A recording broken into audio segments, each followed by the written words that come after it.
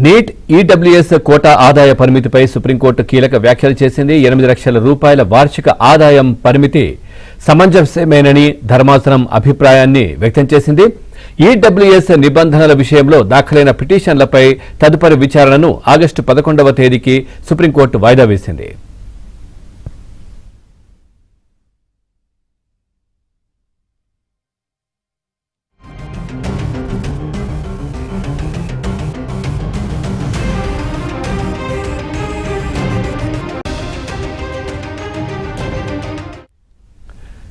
Neat EWS quota ఆదాయ పరిమితిపై supreme court కీలక వ్యాఖ్యలు చేసింది. 8 లక్షల రూపాయల వార్షిక ఆదాయ పరిమితి సమంజసమేనని ధర్మాసనం అభిప్రాయాన్ని వ్యక్తం చేసింది.